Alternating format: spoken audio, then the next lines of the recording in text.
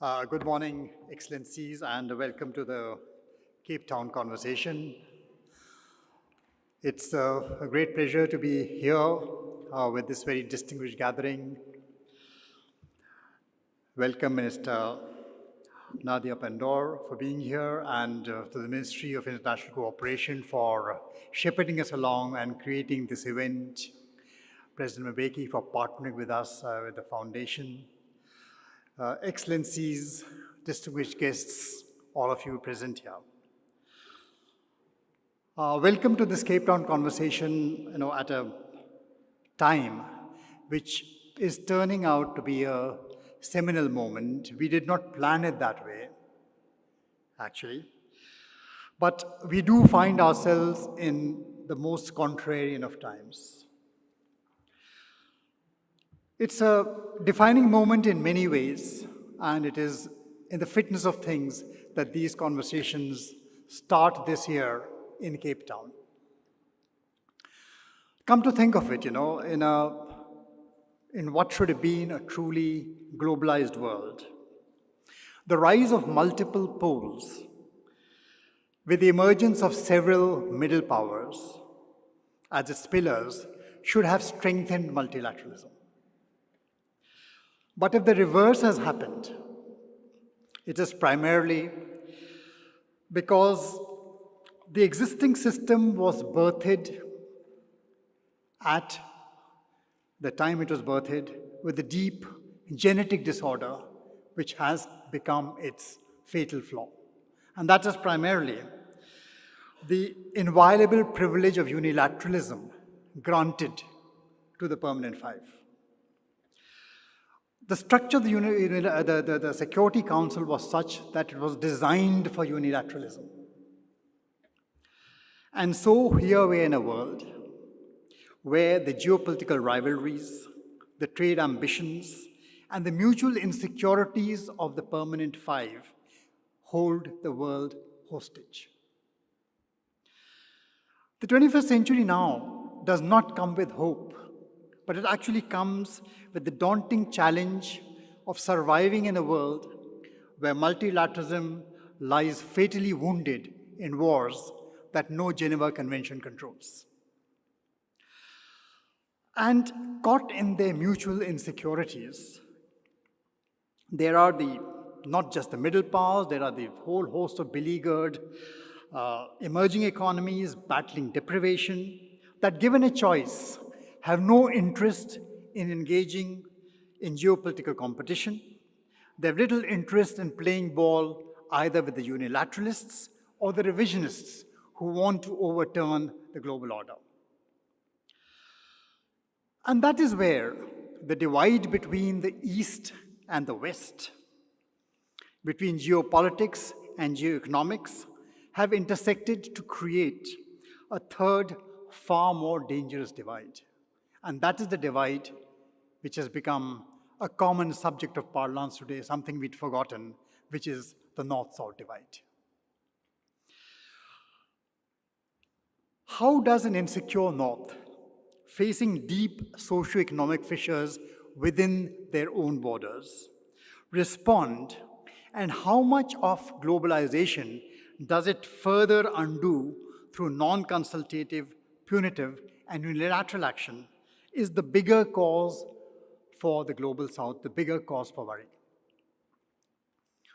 Remember, for a short 2 decades after 1988, we all became, Cinderellas, living in a fairy tale world, merely riding this glitzy coach, which was conjured up by a magic chant of free markets and free trade, until 2008, midnight, when disaster struck. And this whole fairy tale coach turned out to be a pumpkin coach, which seemed to have been created only to profit off the comparative advantages of geographies, which were drawn together, created by sudden advancements in information technology. And when that reality struck, soon enough, within another 5-10 years, the same institutions that have spent the last few decades convincing a very skeptical Global South about the merits of free markets and open trade through the MDBs, went now to selling de-risking, reorienting global chains, border controls, and market intervention as the new normal. But sadly, it has not ended just there. In a world now connected irretrievably by technology, connectivity itself has been turned into a weapon of siege, and a medieval siege at that. Used to strangle communication, choke off financial flows, weaponize everything, cut off the lifelines of food, energy, water, medicine through completely non-consultative unilateral action, leaving victims with no recourse. And therefore, the fissure between the North and the South, the rich and the poor, has today become a discursive divide. It's a divide of ideas, it's a divide of values, it's a divide of narratives, in which the erstwhile rule makers and the former rule takers are no longer speaking to each other in the same language. A hyper-connected world faces a complete breakdown of communication. So a multipolar world suffering a severe bipolar disorder, of which we, last month, seem to have entered the manic phase. The problem is, a multipolar landscape navigated through bipolar lenses does not forebode well for global stability. A multipolar world needs a multipolar outlook. It implies seeing the world not in terms of black and white, not in terms of us and them, not in terms of those with us and those against us, but in terms of finding that middle ground, that progressive middle path that can take all forward. So what then will be the institutions, the groupings to help navigate these stormy waters to a multilateral arrangement that better reflects this multipolar reality? Now, certainly not a G7, which more and more resembles an echo chamber within which the words consensus and agreement no longer have any meaning. The 21st century is not about new security contests in new geographies such as the Indo-Pacific. Those geographies are important, but for different reasons that have little to do with either their use for containment or conflict. Our oceans don't need to be weaponized, but redefined. And the first redefinition is about the Asian Connect and the Indo-Asian Connect across the Pacific and the Atlantic. The second and more significant one is about recognizing the true geography of the Atlantic. No, the Atlantic is not and never was meant to be the pond between Brussels and Washington, D.C. It is a living, vibrant, very diverse ocean. And this redefinition, the whole ocean straddling Africa and the vastness of the Americas, that redefinition is about the growing importance of the region's collective voice in global governance. It's about countries looking for a truer, more balanced, discursive reality that includes African and Latin American voices in the MDBs and organizations dominated so far by the pond mentality. This is precisely where organizations such as the G20 and the BRICS step in. And inevitably, the need for a revamped G21 that expanded the G20 into the African Union was the call of the time. It had to happen. And we are happy that the change came during the Indian presidency. Simultaneously, BRICS, born as an acronym dreamed up by a clutch of investment bankers, would have faltered until last August. It drew in a whole slew of new members. And whatever the demerits of these groupings, and there are demerits to every grouping, there are differences, there will be differences between members, but you can be sure that with the kind of grouping that exists in these organizations, it certainly is not going to be, neither of these are going to be echo chambers. The revamped G20 and the BRICS represent a multicolored, multicultured grouping, which for all their differences and all their problems, have one singular advantage. the advantage of not seeing the world in terms of black and white. We know the world cannot be understood in terms of black and white, neither can it be understood in shades of gray. We live in a diverse, multicolored world that can only be comprehended in all its diversity. And this is a multipolar world that will function on the basis of plurilateralism. So a colorful world where diverse cultural beliefs spring subtle variations in legal and political systems, shape different economic and development paths, and jointly give meaning to far more subtle and varied perspectives on a beautiful, wide open world that knows the importance of building bridges and connecting across our differences. And therefore, here in Cape Town, it gives me the greatest pleasure and honor to present Her Excellency Minister Naledi Pandor, one of the most progressive voices from the Global South, which has challenged the tide of rising nationalisms and emphasized the need to revive international solidarity as a pillar for a new internationalism. A return to new internationalism, not the marketed globalization that turns out to have been a one-night stand in a cold, distant global village called Davos. And as the G20 changes hands, we pass on the T20 now to Brazil. And then we have South Africa. The dominance of the Global South in the G20 presidencies is the golden moment where we can make a difference to how this world is going to be governed. And for those ideas and many more, Madam, the floor is yours. Welcome.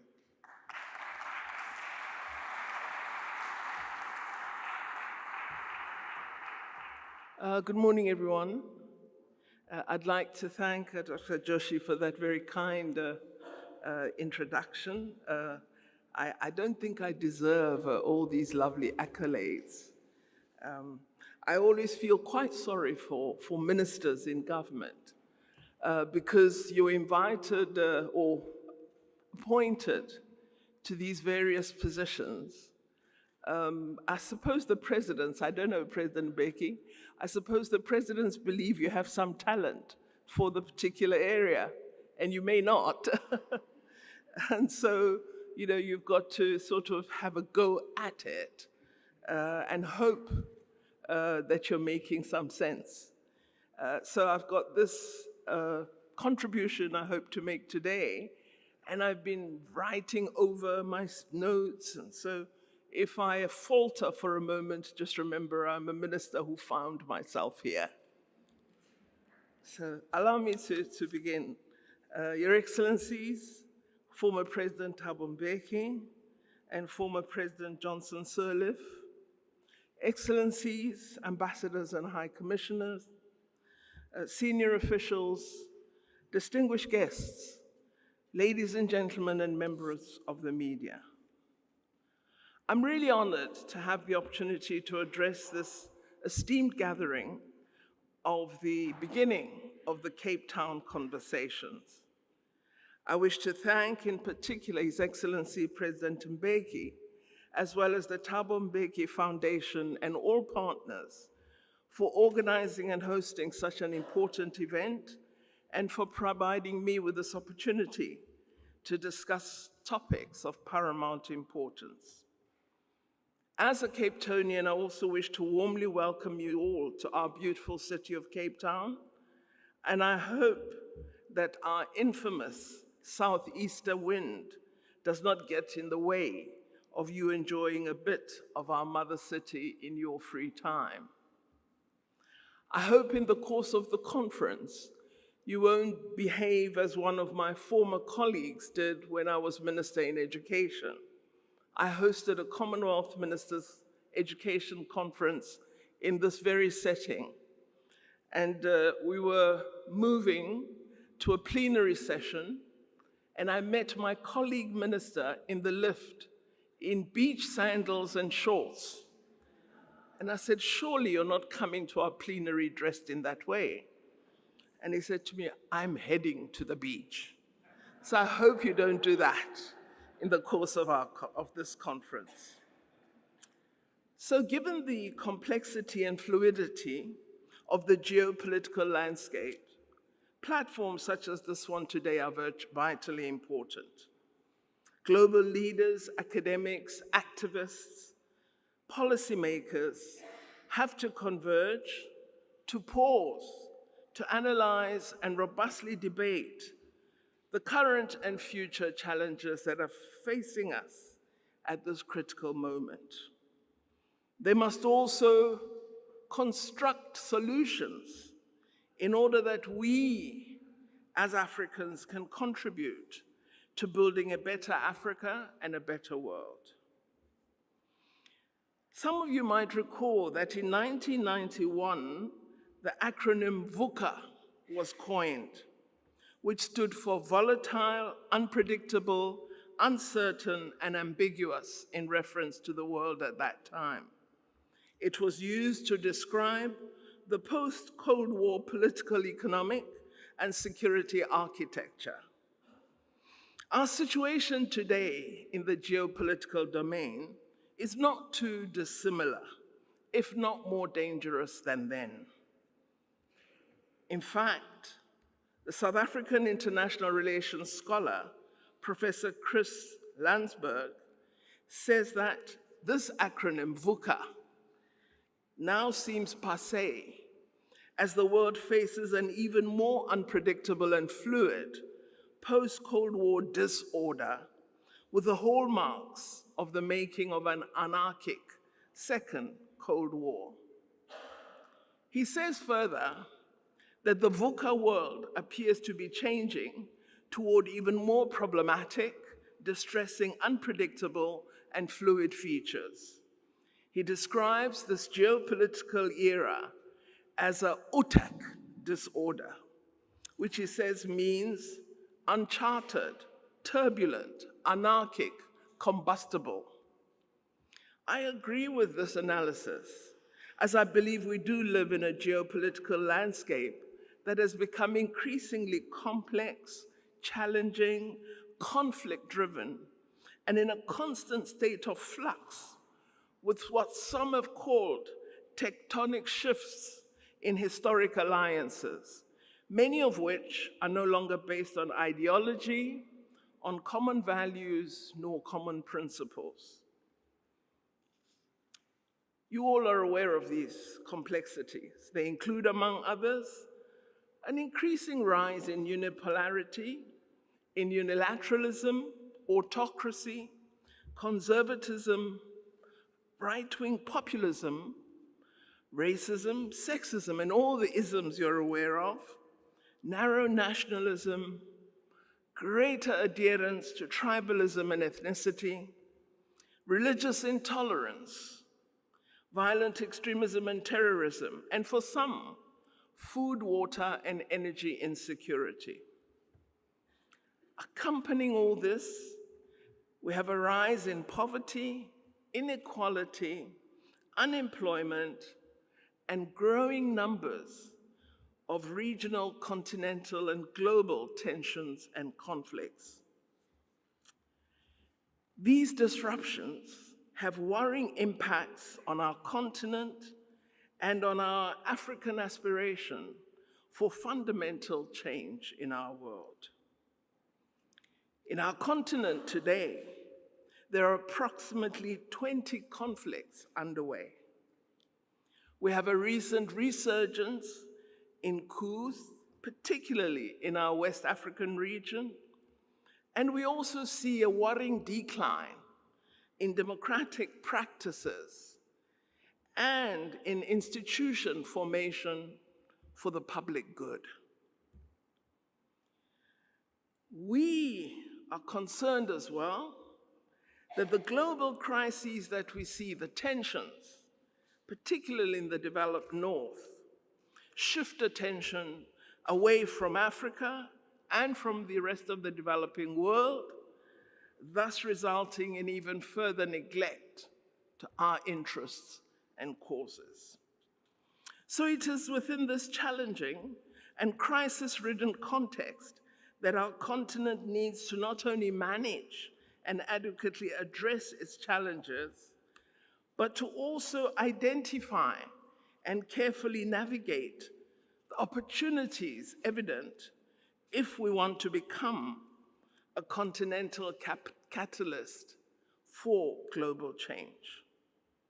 One of the things I believe we need to do is that our regional economic organizations such as SADC, East African Community, ECOWAS, and others, as well as our African Union Commission, need to grasp the moment and strengthen their capabilities to advance our African Agenda 2063.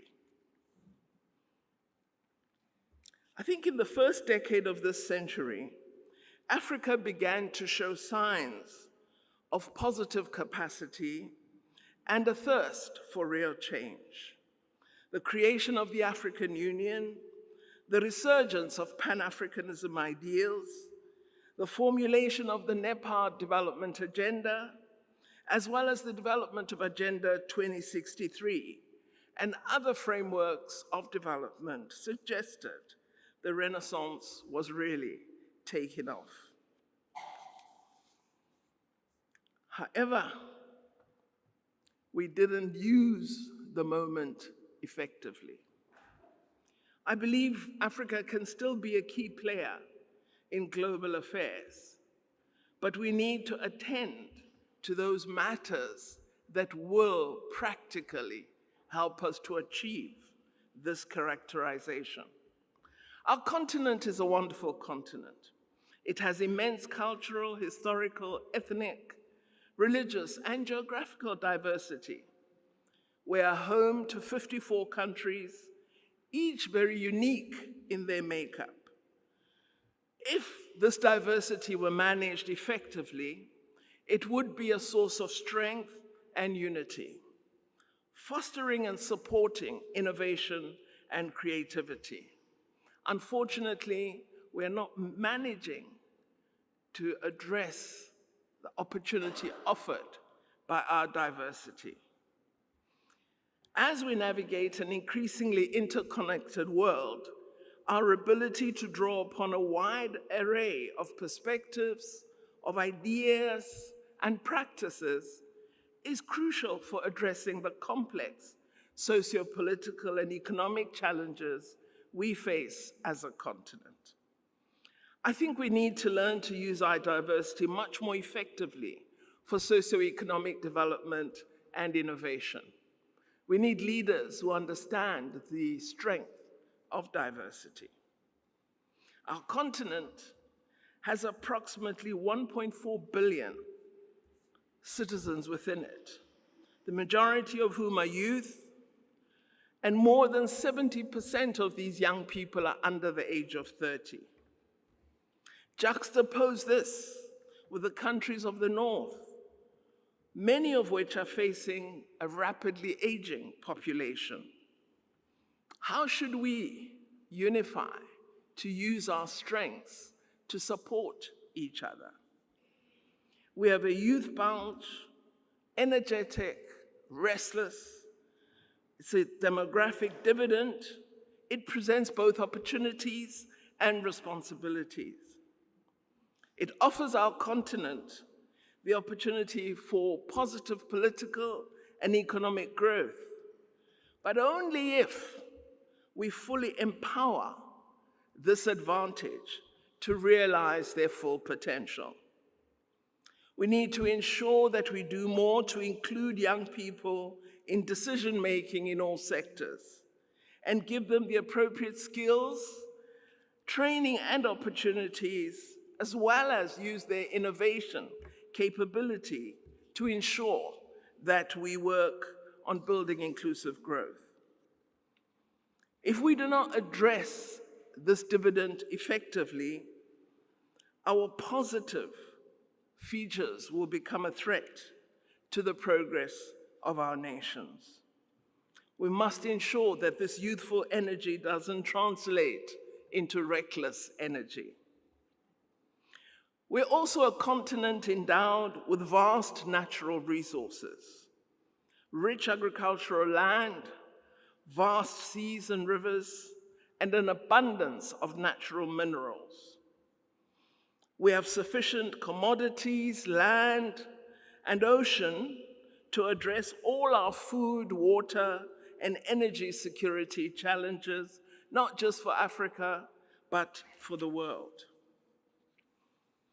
We thus possess the potential to become an economic powerhouse. But what we are failing at is harnessing these resources sustainably and equitably for the prosperity of the continent, but also for global economic peace, security, stability, and development.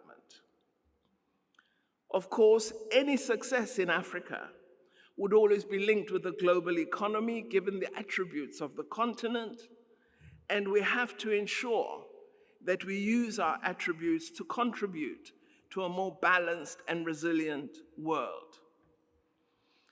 Of course, I am often troubled because we act in a manner that suggests we are unaware of our advantages and the power that they give us. And thus we do not use these attributes to positive effect for the African continent. I suppose part of the problem is that leadership is vital to effective utilization of opportunity. We're also a continent that has amazing resilience. Many of our nations have overcome historical challenges, from colonization to neocolonialism, post-colonial conflicts, and other ills.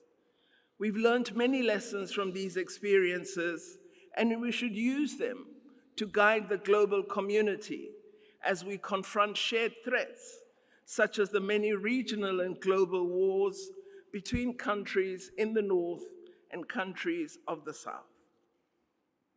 I had occasion recently to engage with my colleague from Iran, and we had an interesting conversation which unfortunately had to be in front of the media. He was making a number of statements about the conflict in Palestine.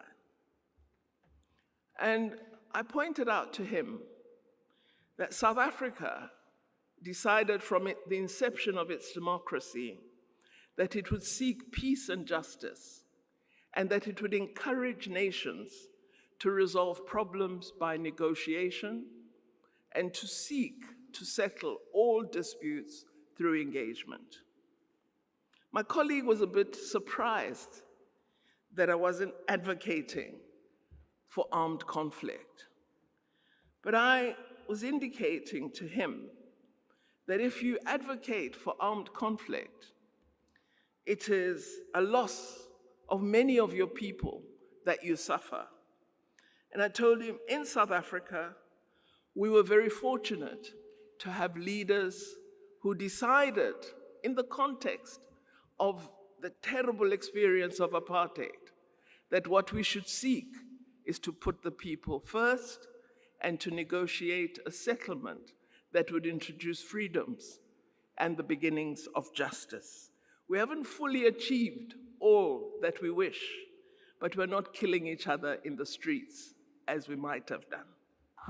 So I think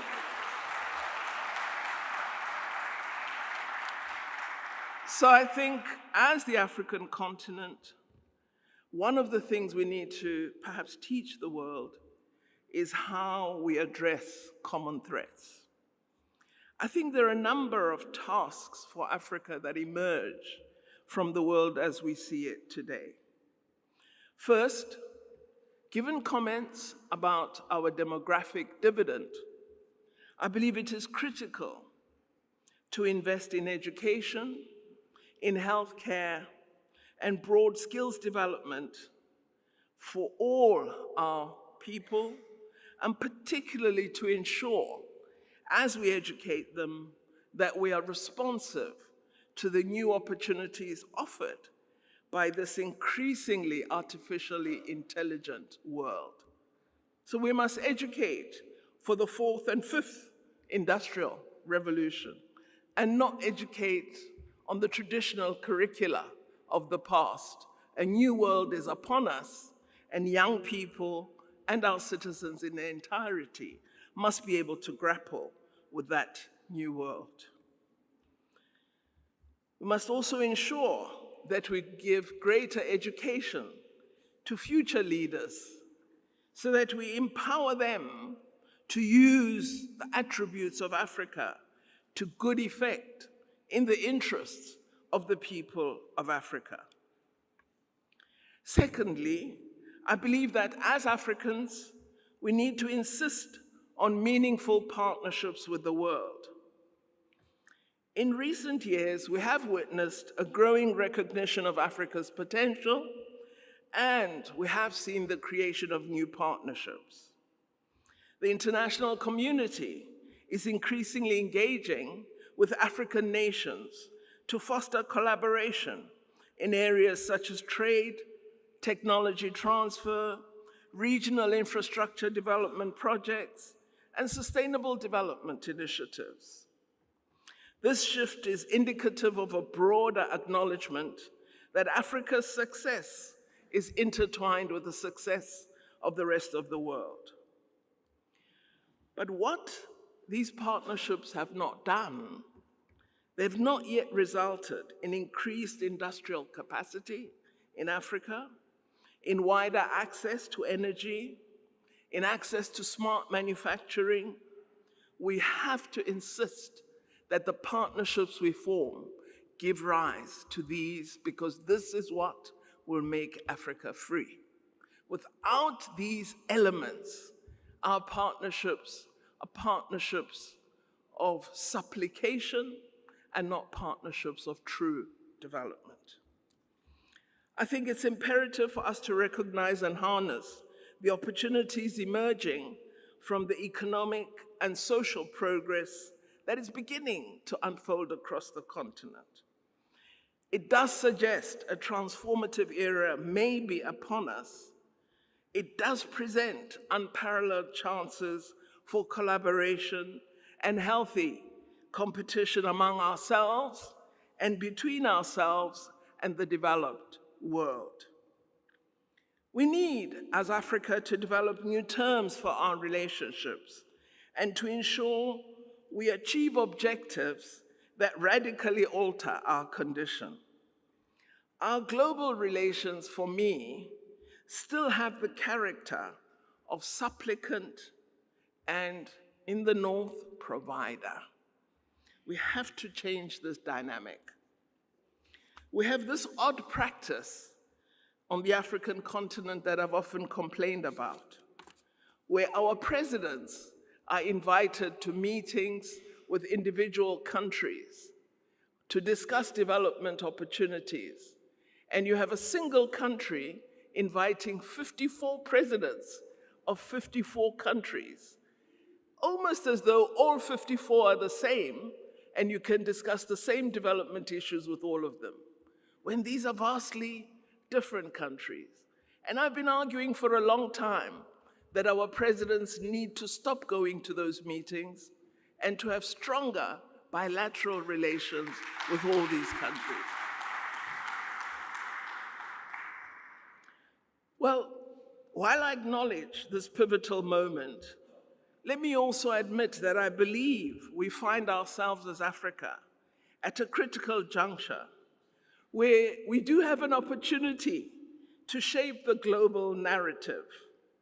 I think this now lies no longer with the North, but with the countries of the South, and in particular with the rising stars of the African continent, of East Asia, and Asia.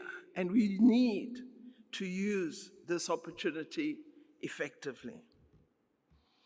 Given the natural resources I referred to earlier, particularly minerals required for future fourth IR economies, we need to address how do we allow access to these rare minerals. One of my colleagues in one of the richer countries of the North said to me a few weeks ago, I've been having very positive discussions with Zambia about accessing cobalt resources.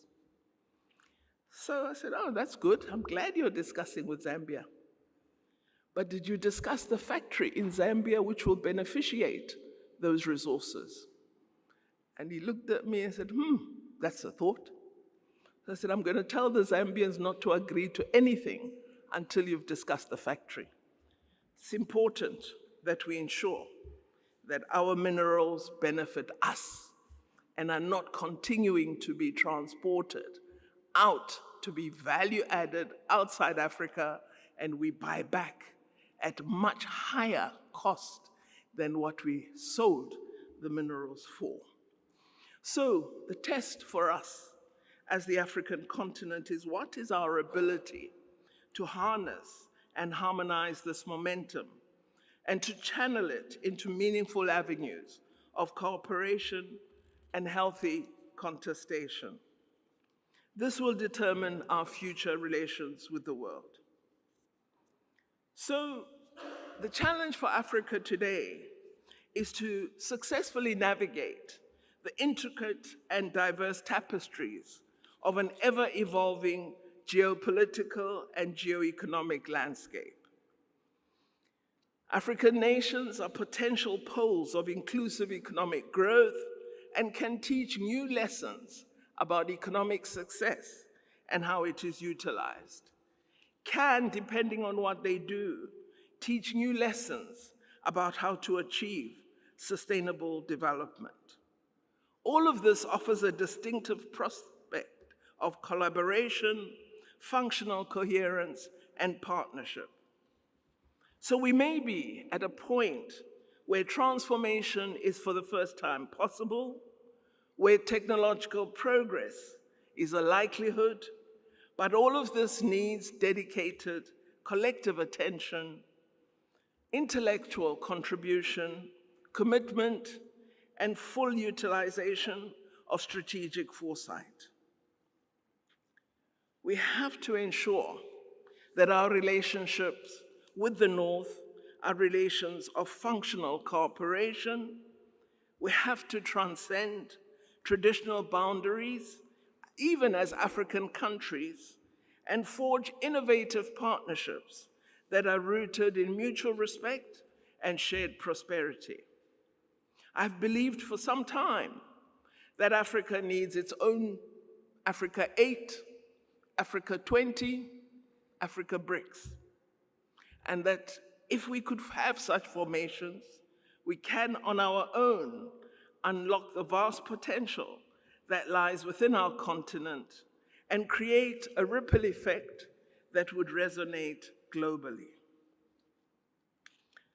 We've got to, of course, as we imagine these possibilities, confront our historical and current challenges as Africa and anticipate new challenges that might face us. We cannot fail to be more certain of what the difficult terrain might be if we wish to achieve the radical change I am referring to. If we are to take up leadership as a catalyst for global political and economic change, we need to address our many challenges. I believe that at present, Africa is one of the few continents with the moral authority to insist on a set of new values to drive international practice. One of the main challenges that I think still face us is that of lack of sufficient economic growth to address the needs of all our society. And the fact that our economies are still largely commodity-based is a real challenge for us. As I said, we are still exporting raw minerals. They are value added in the North. Our manufacturing sector is very low on the continent. Intercontinental trade is at a real low, at approximately 17% of our trade. We have seen it increase over the past 2 decades, but 17% is not good enough. There are many reasons for these low intra-African trade statistics: a lack of local manufacturing and beneficiation capacity, drawing value and relying only on commodity-based economies, We are still reliant on extractive commodities and have not really shifted from the colonial infrastructure legacy. Our infrastructure is poor, our road and air capacity is inadequate, and all roads lead to the north rather than elsewhere. We need, therefore, to ensure that we change the order of trade. We have to ensure that we address the colonial legacies that still drive much of the economic practice on our continent. But I have to acknowledge that the continent has recognized these negatives, and we have begun to address some of the changes that we need to attend to. One of the areas in which I believe we've begun to become more serious is that of addressing the economic integration of Africa. We've done this through a bottom-up approach of developing regional economic development organizations, such as our SADC, ECOWAS, the East African Community, and of course we've recently adopted and begun to implement the Africa Continental Free Trade Area Agreement. We must ensure the speedy implementation of the AFCFTA in all its aspects, from harmonizing African legislation to ensure that there's free flow of goods, of services and people throughout the continent. We must ensure we have sufficient regional infrastructure to ensure effective rail, road, air, and sea transport for goods to move easily. And of course, we must ensure that we build partnerships that allow us to leverage the strengths of both developed and developing economies. Thus, we must share knowledge, expertise, and resources to create synergies to accelerate inclusive growth and sustainable development. So as Africa, we must extend beyond rhetoric to tangible strategies that promote inclusive growth and sustainable development. We must commit to leveraging our collective strengths. Sometimes it's quite soul-destroying to see Africans compete among themselves, when unified action would lead to real success. So we need to understand our collective strengths and use them effectively. We need to embrace diversity. We need to harness the power of technology to bridge any gaps and to address disparities. We have to invest in the sectors I referred to earlier. I think if we have a skilled workforce, a healthy population, robust systems, we will begin to build a thriving Africa. We have to achieve investment in technology modernization. We have to invest in research, science, and innovation, and ensure we unlock new opportunities and drive economic diversification. Let me conclude by saying, I don't believe we can overstate the importance of Africa as a continent for catalyzing change. Its diversity, its resources, its resilience, and its young people position Africa as a key player in shaping the future of our global community. We must embrace the opportunities Africa presents, and together, North and South, we must work together to address the challenges we face, but also challenges addressed that will contribute to a more just, sustainable, fair, and prosperous world for all. I think that we should seize this opportunity more effectively to build a future in which collaboration will know no boundaries and where the progress of one will be seen as contributing to the advancement of all. Let us seize today to catalyze change and redefine Africa's role on the global stage. If we address our challenges head-on, We can, as Africa, contribute to a world in which Africa will stand not just as a symbol of resilience, but as a fundamental catalyst for a brighter and more inclusive future for all our world, united in its diversity. Of course, this is a crazy aspiration given the moment, but as South Africans, we never fail to dream.